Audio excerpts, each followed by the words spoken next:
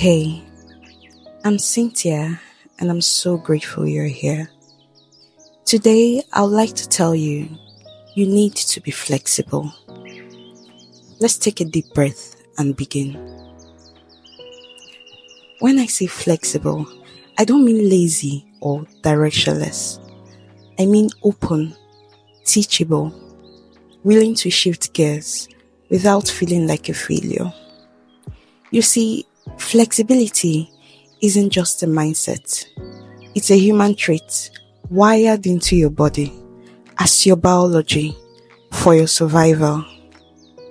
Growing up in school, we were taught Mr. Niger D, an acronym for movement, respiration, nutrition, irritability, growth, excretion, reproduction, and death. These are the characteristics of living things. Now, this was in primary school. In secondary school, they added another letter, A, which stands for adaptability. You see, your body is constantly adjusting, even when you don't notice it. The scientific word for it is homeostasis, your body's way of keeping balance. When the weather is hot, your body sweats to cool you down.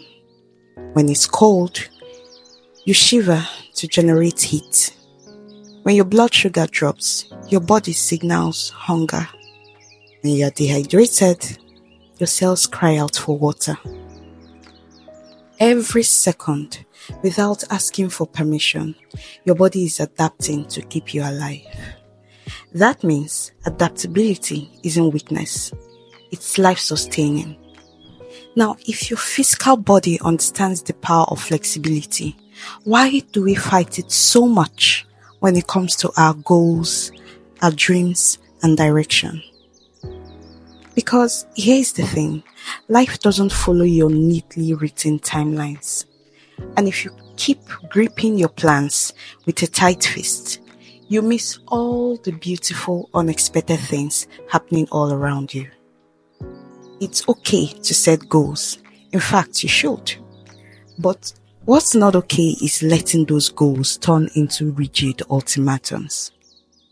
So many people are bitter and burnt out, not because they are lazy or unmotivated, but because they created one narrow version of success and told themselves that anything outside of it doesn't count.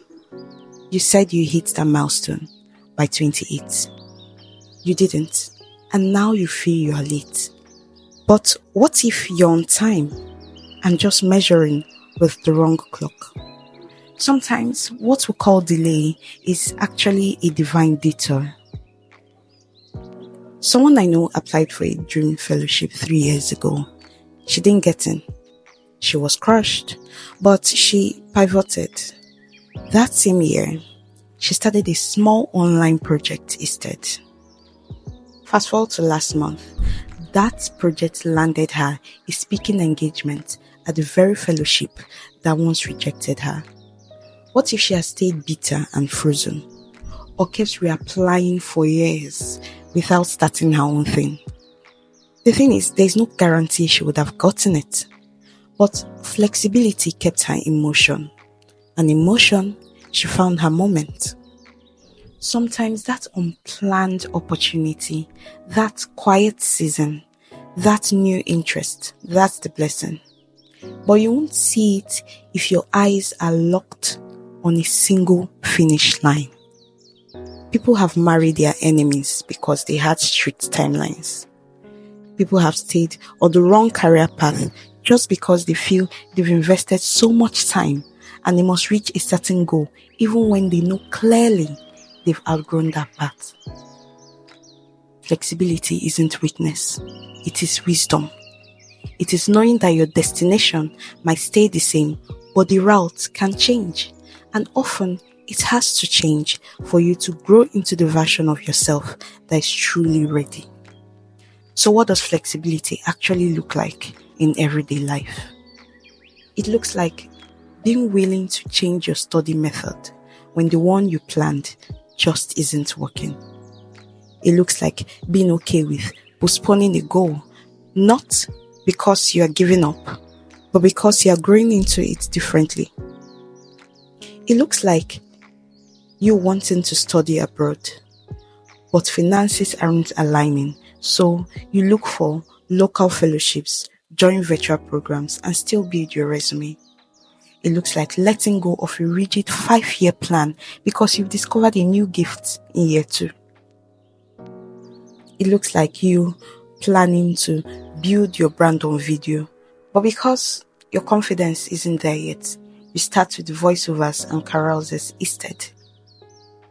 It's also moving from one industry to another without guilt.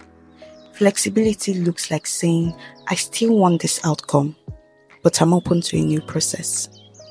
When it comes to your goals, you can be committed and still open. Remember that flexibility is how we live, is how we grow, and how we become. And speaking of divine redirection, if you feel strongly about a detour but can't seem to see the full picture, find solace in the fact that God has good plans for you. Thoughts of good, not of evil, to bring you a future and a hope. Now, there is the other side to this, but we'll talk about that next time for the sake of balance. Till then, stay refreshed.